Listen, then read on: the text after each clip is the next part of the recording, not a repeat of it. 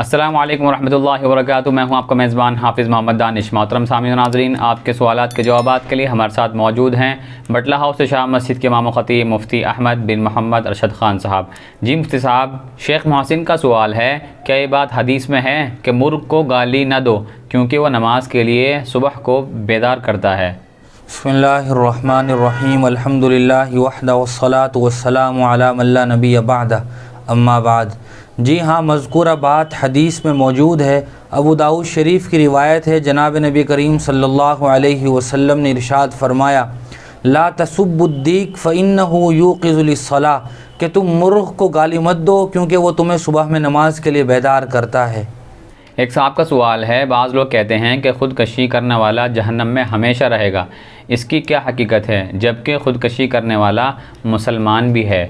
जी हाँ, हदीस में जनाब नबी करीम सल्लल्लाहु अलैहि वसल्लम का इरशाद है, मन तरद्दा मिन जबलिन फ़क़तल नफ्सहु यतरद्दा फ़ीही ख़ालिदन मुख़ल्लदन फ़ीहा अबदा, कि जिस आदमी ने अपने आप को पहाड़ से गिरा कर हलाक कर लिया यानी ख़ुदकुशी कर ली तो वो हमेशा हमेशा जहन्नम में रहेगा। इसी तरह के बहुत सारे कलिमात आपने इरशाद फरमाए, जिनका ख़ुलासा यह है कि जो आदमी जिस तरीक़े से भी ख़ुदकुशी करेगा उसी अज़ाब में वो हमेशा हमेशा मुब्तला रहेगा। ज़ाहिरी अल्फाज से तो इसका मतलब यही समझ में आता है कि ख़ुदकुशी करने वाला हमेशा हमेशा जहन्नम में रहेगा, लेकिन इस हदीस का मतलब ये है कि वो आदमी हमेशा हमेशा ख़ुदकुशी करने वाला जहन्नम में रहेगा जो ख़ुदकुशी को हलाल समझकर ख़ुदकुशी करे।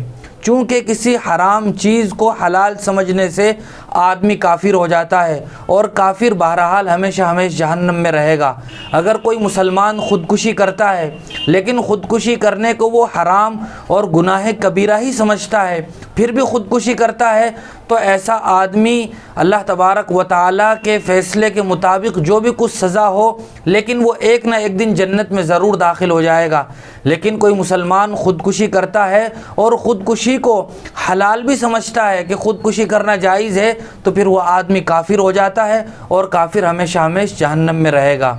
दूसरा मतलब इस हदीस का ये है कि एक मुसलमान ख़ुदकुशी को गलत समझता है, गुनाह कबीरा समझता है, उसके बावजूद भी ख़ुदकुशी करता है, तो अल्लाह के रसूल सल्लल्लाहु अलैहि वसल्लम के फरमान का ये लफ्ज़ इस बात पर दलालत करता है कि ख़ुदकुशी निहायत ही घिनौना जुर्म है, जिसकी सज़ा बहुत सख्त है।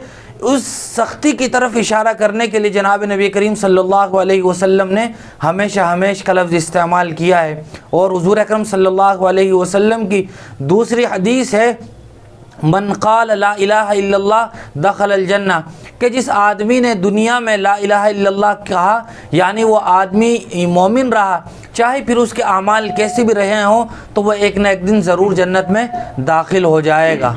सुहैर अहमद साहब का सवाल है, एक बालिग लड़का है जिसके वालिदैन मालदार हैं, तो उनके बालिग लड़के को ज़कात दी जा सकती है या नहीं? जी हाँ, अगर कोई बालिग लड़का है तो बालिग लड़के का एतबार उसके माँ बाप के लिहाज से नहीं होगा, यानी चाहे उसके माँ बाप मालिक निसाब हों, मालदार हों, ज़कात के मुस्तहिक़ ना हो, लेकिन अगर कोई बालिग लड़का है और उसकी अपनी ज़ाती मिल्कियत में कुछ नहीं है तो वो भी ज़कात का मुस्तहिक़ है। अगर कोई आदमी उसे ज़कात देता है और वो ज़कात की रकम को इस्तेमाल करता है तो उसके लिए जायज़ है। लेकिन अगर कोई बालिग लड़का है और उसके वालिदैन मालदार हैं, मालिक निसाब हैं, तो फिर ऐसे लड़के के लिए ज़कात की रकम को इस्तेमाल करना ये अफजल और बेहतर नहीं है। जमील साहब का सवाल है, अगर कोई तालाब में डूब कर मर जाए तो उसको गुस्ल देने का क्या हुक्म है? हुज़ूर अकरम सल्लल्लाहु अलैहि वसल्लम ने ऐसे बहुत सारे लोगों का तज़किरा किया है कि अगर फ़ुला आदमी फ़ुला हालत में इंतकाल कर जाए तो वो शहीद होता है। उन्हीं में डूब कर मर जाने वाला मुसलमान भी शहीद है, लेकिन ये शहीद आखिरत के लिहाज से शहीद है, इसको शहीद हुक्मी कहा जाता है।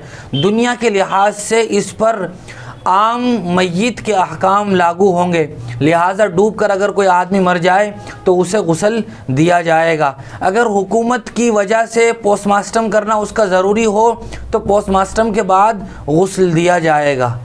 कारी असलम साहब का सवाल है, क्या निकाह पढ़ाने वाला निकाह में गवाह भी बन सकता है या नहीं? जी हाँ, अगर निकाह पढ़ाने वाला मियाँ बीवी में से किसी का भी वकील नहीं है तो फिर निकाह पढ़ाने वाला भी गवाह के तौर पर अपना नाम लिखवा सकता है, यानी गवाह बन सकता है। दूसरा कोई आदमी भी गवाह के तौर पर मौजूद हो, यानी 2 गवाहों का होना ज़रूरी है, उनमें एक निकाह पढ़ाने वाला भी हो सकता है। एक साहब का सवाल है, मैं दुबई में एक जगह काम करता हूँ, वहाँ एक मस्जिद है जिसमें मुअज्जिन अज़ान नहीं देता है बल्कि अज़ान के वक्त रिकॉर्ड की हुई अज़ान चला दी जाती है, तो इसका क्या हुक्म है? अज़ान देना ये सुन्नत मुअक्कदा है। सिर्फ रिकॉर्ड शुदा अज़ान को टेप के ज़रिए से या माइक के ज़रिए से चला देने से ये सुन्नत अदा नहीं होगी। अज़ान देना मुस्तकिल इबादत है और इस इबादत का तहक़्क़ुक़ उसी वक्त होगा जबकि उस तरीक़े से अदा की जाए जिस तरीक़े से शरीयत में मशरू है। हुज़ूर अकरम सल्लल्लाहु अलैहि वसल्लम से लेकर आज तक अज़ान देने का शरई तरीक़ा यही जारी है कि बनफ्स नफीस मुअज्जिन अज़ान देता है। अगर वक्त पर रिकॉर्ड शुदा अज़ान चला दी जाए तो उसकी वजह से मसनून अज़ान नहीं कहलाई जाएगी और सुन्नत अज़ान का सवाब भी नहीं मिलेगा। एक साहब का सवाल है, खुला और तलाक़ में क्या फ़र्क है? खुला और तलाक़ में एक फ़र्क तो ये है कि तलाक़ ये मर्द की तरफ से होती है और खुला उमूमी तौर पर ये बीवी की तरफ से होता है। यानी अगर किसी वजह से मियाँ बीवी के दरमियान निकाह का रिश्ता बाकी रहना मुश्किल हो रहा है, बीवी किसी लिहाज से मज़लूमियत का शिकार है, यानी शोहर की तरफ से उस पर जुल्म हो रहा है माशी लिहाज से, या ये कि उसकी जिनसी तस्कीन पूरी नहीं हो रही है, तो वो अपने शोहर से खुला ले सकती है। और खुला में आम तौर पर बीवी को कुछ ना कुछ मुआवजा भी देना पड़ता है, यानी वो इस शर्त पर अपने शोहर से खुला ले कि जो महर तुमने निकाह में तय की थी मैं उस महर का तुमसे मुतालबा नहीं करूँगी, तुम मुझे तलाक़ दे दो, तो ये खुला कहलाता है। और एक फ़र्क ये है कि अगर कोई शोहर अपनी बीवी को तलाक़ देता है, 1 या 2 तलाक़ देता है, तो तलाक़ रजई भी होती है, लेकिन खुला के नतीजे में होने वाली तलाक़ वो तलाक़ बाइन होती है। तलाक़ रजई में शोहर अपनी बीवी से बात कर ले या मियाँ बीवी वाला रिश्ता कायम कर लें तो नए निकाह की ज़रूरत नहीं पड़ती, वही निकाह ख़ुद ब खुद बहाल हो जाता है।